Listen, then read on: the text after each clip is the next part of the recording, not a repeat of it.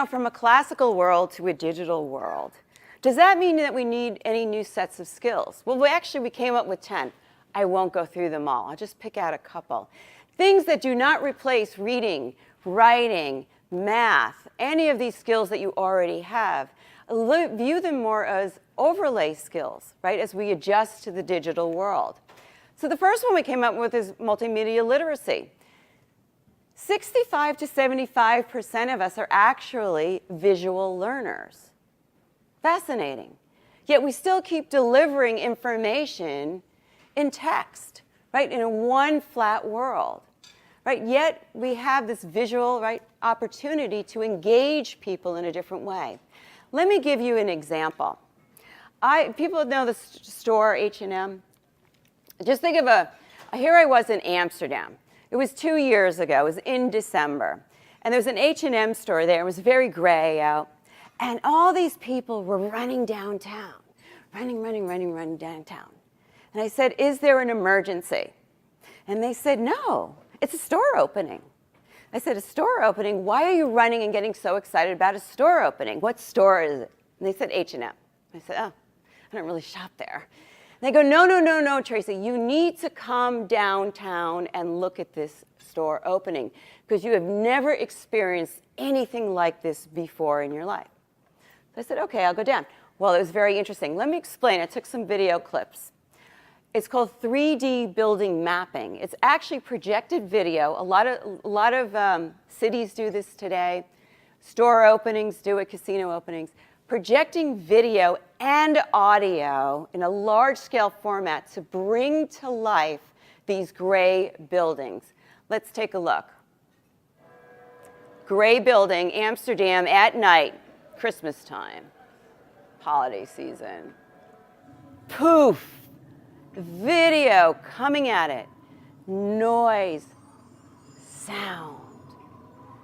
Ready for this? I was the first person in that huge crowd of people who had to get in that front door because I was so engaged with that visual interaction that they had with me.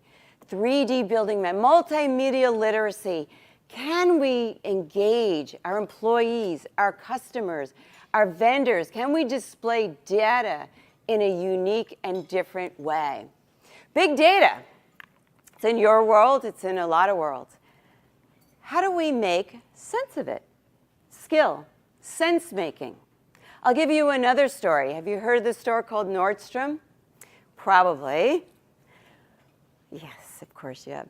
So here I am. It's about a year after I have my H&M exciting experience in Amsterdam. Totally engaged now with retail. And I get this phone call from Nordstrom, where I live in Palo Alto. And they say, hi, Tracy, this is Nordstrom Customer Service, Palo Alto. How are you? And I said, I'm great. How are you? And they said, good. We miss you. I said, you miss me? They said, yeah. I said, how could you miss me if you don't even know me? And they said, well, actually, we do know you. I said, you know me? They go, yeah, we've known you now for about 3 years. Thank you very much for opting in, for having your receipts sent to you by email. And now we're collecting all this data on you. And actually, we know what brands you buy. We know what departments you shop in. We know what stores you shop at. And we even think we know your favorite salesperson. And we miss you. We miss you because, you see, you shop in Nordstrom every December and July. Why? Anniversary. See, busted. Isn't that embarrassing? You get busted and then on bottom fisher for sales. And they said, well, guess what? You didn't come in December. Yeah, so they said, you didn't come. So they said we got worried. We actually thought, well, maybe you were on a business trip. Judging from the brand you buy, we figure you're a business person. Maybe you're on a holiday vacation, judging from the month, big holiday season. Maybe we worry, though, that you were at a competitor. God forbid you were shopping at Saks, Neiman's, or H&M. So we want you back. And we're going to leave you a $100 gift certificate right here at Nordstrom's Palo Alto. because we want you to come back in July and August and shop with us again. And they did. They actually did. It was really funny. So I get off the phone, and I go, that was the creepiest phone call. Really? That was the creepiest phone call I've ever gotten. Could you imagine? Could you imagine getting a phone call like that? So what do? I called up HR.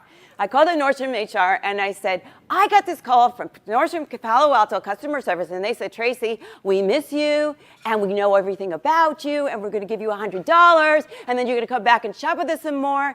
And they said, oh, God, Tracy, data. We have data scientists who are doing internships with us, and they were starting to look at the data and trying to figure out patterns and trends about our customers. And they said, truly, Tracy, we just want to get to know you better. We want to maybe have better inventory in the stores for you. But ultimately, you know what it's about. Sales, right? Sales. Sense making. In a world full of data, how do we make sense of the data? Novel and adaptive thinking. Think about if there is a trend or a technology that you could borrow and re-solve a problem that you're already solving in a unique or better way. Very interesting, right? Let me give you an example of that. You borrow from a new technology or trend and re-solve a problem that you're already solving very, very well, but in a unique and different way. It's quite a different opportunity that we have today with all these emerging trends and technologies. All right, a couple of the Microforce work trends. I'll just hit on them.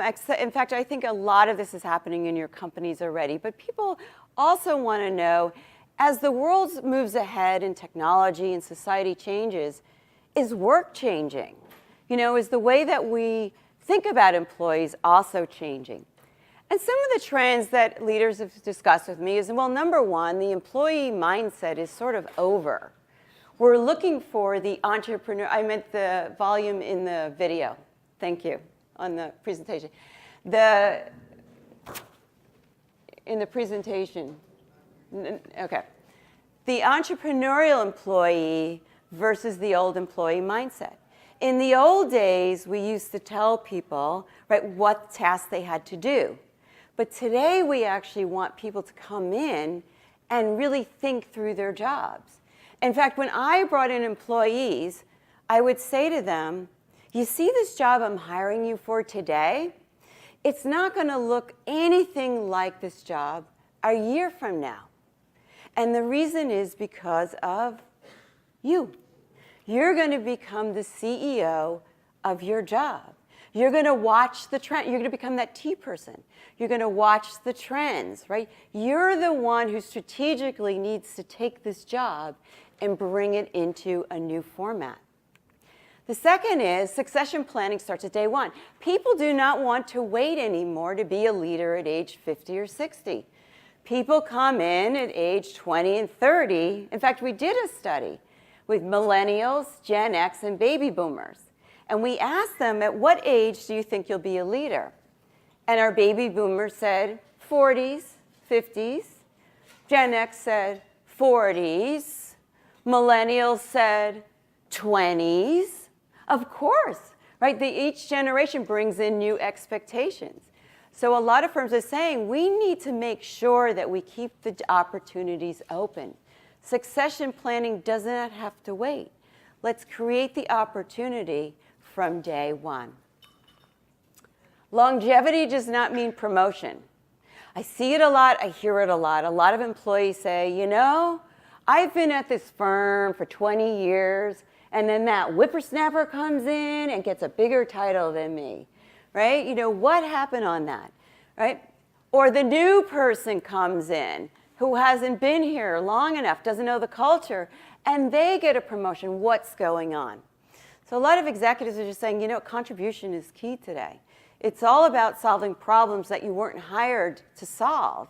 And that's what we're looking for. So you need to get into the mindset of really moving the firm ahead in a unique and different way by solving problems out of your box, right? Think about things. Contribution is the differentiation. This lady in Disney introduced me to this.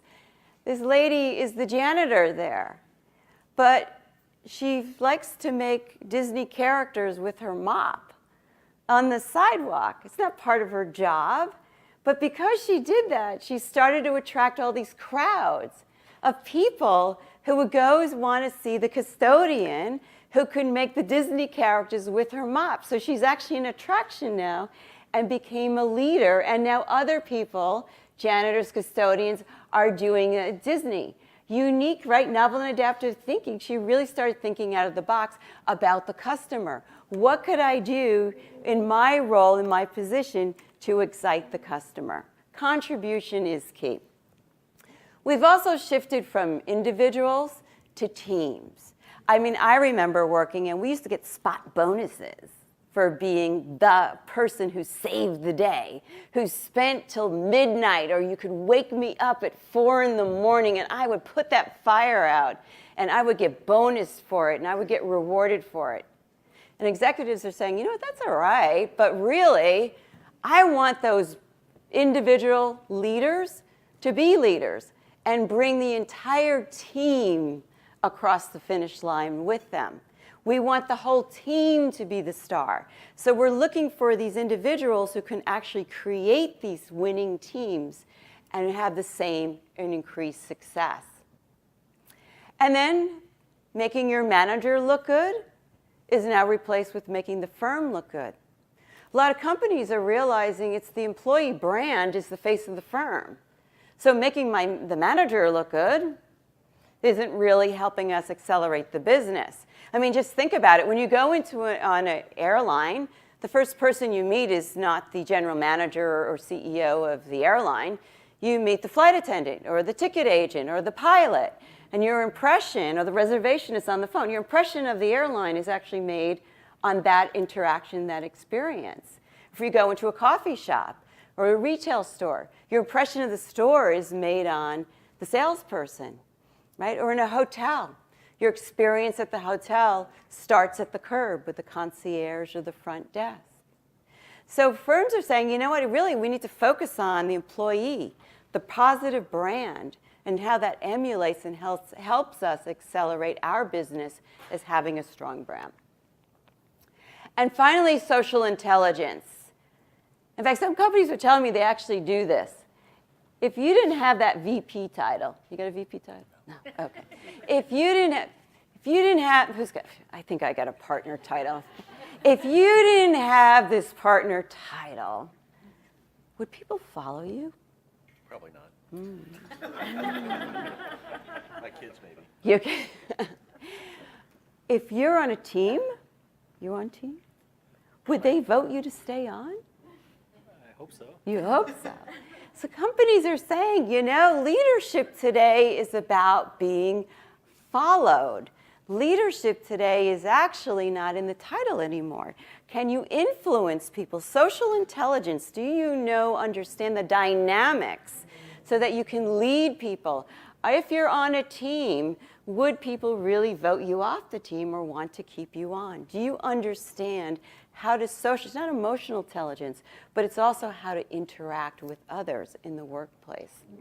It's a skill. Okay, some of the best practices, it's in tiny little print here. A lot of them came out of actually firms in the room, so some of it might actually sound repetitive, but some of it's quite interesting of what firms are doing today to create these T people, these holistic people, lateral moves, job rotations, high visibility projects, positive transitions, real-time feedback. A lot of firms are saying, can't wait for an annual review anymore. Let's start giving people feedback in real time. Engaging our employees in a higher purpose, right? Like particularly with, I just did a janitorial supply, and they said they have to engage employees in a higher purpose. Clean classrooms mean healthy students. Clean hospitals mean healthy patients, right? Reverse mentoring, reward systems, different kinds of techniques for career tracks. Okay.